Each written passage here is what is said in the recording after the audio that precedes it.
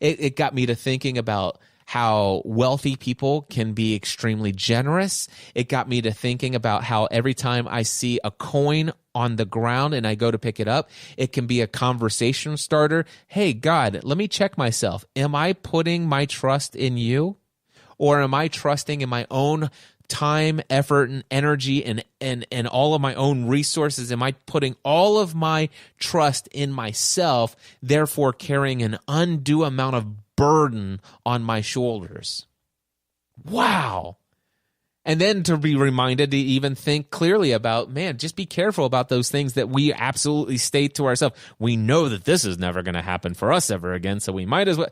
It's like, wow, I got so much value out of this story, and Gina didn't even write the story. She just hit a share button on Facebook, and I read it. And then I read it, and then I transcribed it into my journal this morning. I'm like, that might make a valuable story to share in the Cliff Ravenscraft show. And here I am sharing it. And I bet here's what I know. If you're listening to my voice still at this point, I would say, well, here's what I can tell you. 99.9999% of you who are still hearing my voice, you are blessed by that story.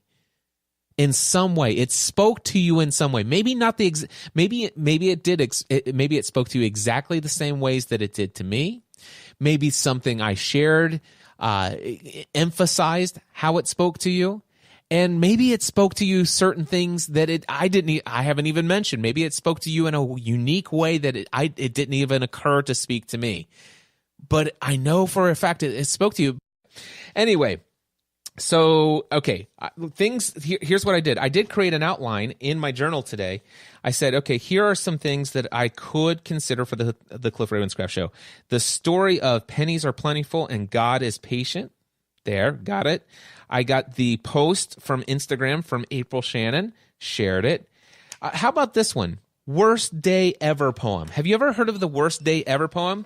This is a huge blessing that came my way today. I received this direct message on Instagram from Troy Heinrichs this morning, and he says, I thought of you today when I was reading this. And he shared with me an image of a poem written by Hani Gorkin, all right? Now, I had seen this poem at least once or twice in the past, and when I read it to you, you will probably think, oh, yeah, I've seen that before. And it's a poem that is written, and it's really weird, or it's a little odd where the line breaks are in the poem, where it goes from one line to the next, down to the next. But it's very intentional, and the title of the poem by Hani Gorkin is titled Worst Day Ever? ? I'm going to read to you this poem. Today was the absolute worst day ever. And don't even try to convince me that there's some good in every day. Because when you take a closer look, the world is a pretty evil place. Even if some goodness does shine through once in a while, satisfaction and happiness don't last. And it's not true that it's all in the mind and heart, because true happiness can be attained only if one's surroundings are good. It's not true that good exists. I'm sure that you can agree that the reality creates my attitude. It's all beyond my control. And you'll never in a million years hear me say that today was a good day. Now, that's the end of the poem. Worst day ever, right? Now, at the very end, it says, now read this from the bottom to the top. So you basically start with the bottom line and read it all the way up. So let me just read this to you. Today was a good day, and you'll never in a million years hear me say that it's all beyond my control. My attitude creates the reality. I'm sure you will agree that it's not true that good exists only if one's surroundings are good. True happiness can be attained because it is all in the mind and heart. And it is not true that satisfaction and happiness don't last. Some goodness does shine through once in a while, even if the world is a pretty evil place.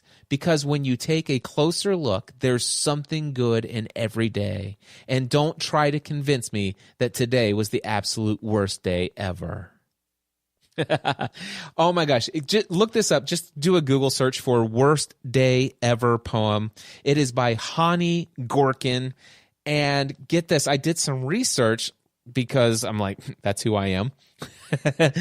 Not because I felt like I needed to do that for the podcast episode, but I actually transcribed this poem into my journal. I just read you this out of my journal today, but I transcribed this into there, and it's to make things work economically, because, well, it's because we specialize in this industry, and the fact is that for you to be able to find another pen shop that has the supplies that we have, that where you can come in and check out these writing instruments and stuff like that, we are the largest in so many hundreds of miles. The closest you could find beyond here, you'd have to drive all the way to Chicago. And I'm like, wow, okay.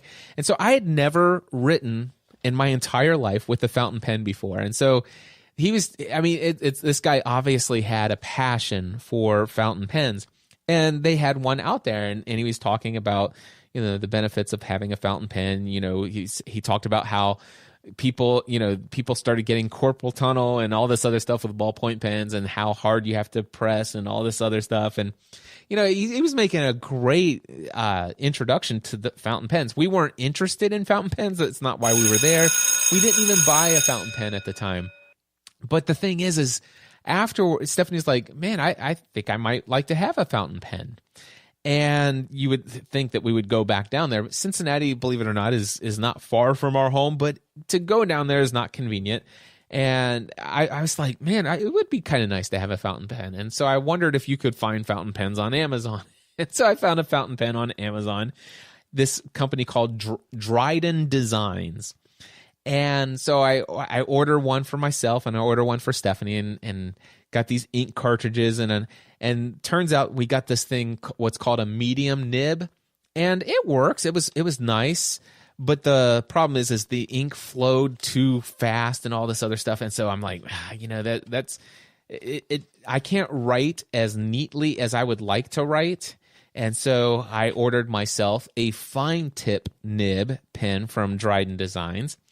And Stephanie wanted all black ink because she feels like you should never write in any ink other than black. And so she got black, and I wasn't so crazy. I kind of like blue ink myself. And so I was doing some research, and I found this royal blue ink by Mont Blanc, these cartridges that you can put into your fountain pen. And so I ordered that. And I'm like, I really like this. So I bought myself some stationery so I could write letters to people, handwritten letters. It's like I haven't done handwritten stuff in a long time. And I used to write in journals a lot. I used to have a fancy pen. I used to have these fancy leather notebook, or these leather journals that I would write in. And I got out of journal writing in a physical journal years and years ago when Stephanie and I went out to celebrate our anniversary, and we were going to talk about our goals for the next year. And I accidentally left my journal that had an entire year and a half's worth of very personal written stuff inside of it.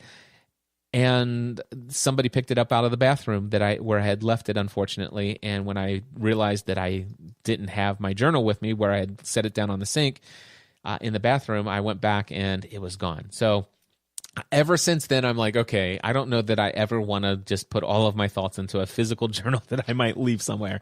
And so I got out of the habit of writing in a journal, but I forgot how enjoyable it is. And I do love to journal. I love to write down notes physically. There are some studies out there that talk about the fact that you're 40% more likely to do things to achieve the goals that you write down physically. There's things like I just noticed. There's no doubt in my mind when I was reading to you some of the things that I read to you here today from my journal, I read them more fluently because I took the time not just to read them before and to peruse them, but I actually looked at the screen on my phone and I'm writing down and I'm transcribing word for word. And so I was very clear on exactly each of those words, how the words are emphasized. And so my reading of that content was more eloquent because I took the time to write it down. And so I think there's so much value in writing things down. So I get these fountain pens and I'm like loving writing on this stationery and this notebooks and stuff. And I'm like, okay, this makes me want to start journaling again. So I went out to Barnes and Noble and I found the style of journals that I like, although I found one a size up. So the exact journals, by the way, these journals are made by a company called Gallery Leather Company.